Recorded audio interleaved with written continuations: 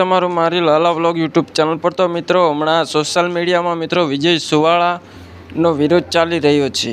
તો મિત્રો શું છે તે હકીકત અને કેમ થયો છે તેમનો ઝઘડો. તો મિત્રો ચાલો આપણે એક કોલ રેકોર્ડિંગ સાંભળીએ કે શું હતું એ ઝઘડાનું.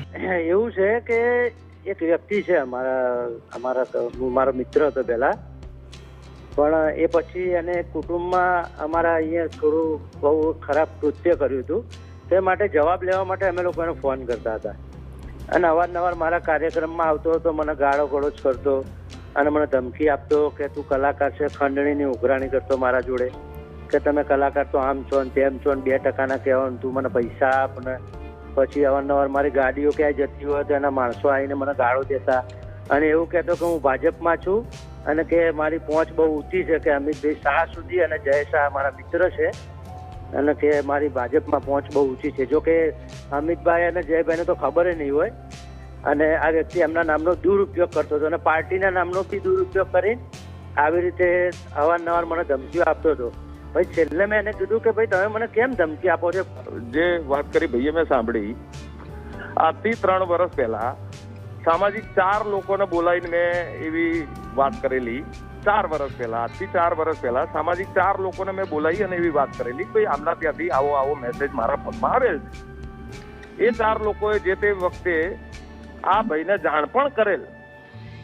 અચ્છા, એવું કે છે એ ભાઈ ધમકી આપી, મેં કાર્યક્રમોમાં ધમકી આપી, જાણ કરી નથી, છે ને બહુ જુઠ્ઠો વ્યક્તિ છે. અને આ ઝઘડો થયા પછી એમના એક પણ કાર્યક્રમમાં હું ક્યાંય ગયેલ નથી. એક પણ કાર્યક્રમમાં ક્યાંય ગયેલ નથી. એના પ્રૂફ છે મારા જોડે. હું ધમકી આપતો તો, હું આ કરતો તો, હું તે કરતો તો એમની જોડે મેસેજ પણ હશે મારા, એમની જોડે મારો ફોન કોલ પણ હશે, ફોન કરેલ હશે, એ ધમકીઓ પણ હશે. હોય તો એમને પોલીસ ફરિયાદ કરવી જોઈએ. હું ક્યાં ના પાડું છું. જો હું રાજકારણમાં છું, હું 15 વર્ષથી ભારતીય જનતા પાર્ટીમાં કામ કરું છું. મારું કામ જીવનમાં મારી પાર્ટીને બદનામ કરવાનું છે જ નહીં. હું દારૂના નશામાં ક્યાંય પણ કોઈ વ્યક્તિને ફોન કરવો એવો વ્યક્તિ છું જ નહીં. હું દારૂ પીતો નથી. એ પોતે મારા માણસો બિલકુલ નથી. સામાજિક આગેવાનો હતા ને જવાબ માંગવા ગયા હતા એટલે આ લોકોએ ત્યાં શું કર્યું, ગાલી ગલોચ ચાલુ કરી દીધા એમના પરિવાર તરફથી. પછી અમારા લોકો ગાળો ખાઈને બિચારા નીકળી ગયા અને ત્યાંના બધા વડીલો એમને એવું, જે પણ લોકો છે સીસીટીવીમાં દેખાય છે હાજર નતા. રાત્રે 11:30-12 વાગે મારી વાત કરી જ લેવા દો બેન. રાત્રે 12 વાગે, રાત્રે 11:30-12 વાગે ત્યાં આગળ સ્થાનિક લોકો કોઈ હાજર ના હોય. અમારો એક જ વ્યક્તિ હાજર હતો. એને આ બધાને સમજાયા છે કે ભાઈ આ બધા પ્રકારના કૃત્ય તમે ના કરશો. તમે બધા અત્યારે દારૂના નશામાં છો. સવારે તમારો દારૂ ઉતરી જશે પછી તમે આ બધી સામાજિક ચર્ચા કરજો. મારા ફાધરે પણ એમના ફાધર જોડે આ બધી જ અડધો કલાક ચર્ચા કરેલ છે. એમને પણ એવું કીધું કે ભાઈ આપણે સામાજિક ચર્ચા 2 દિવસ પછી કરશું. એ છતાં પણ આ લોકો દારૂના નશામાં ત્યાં આવી ગયેલ.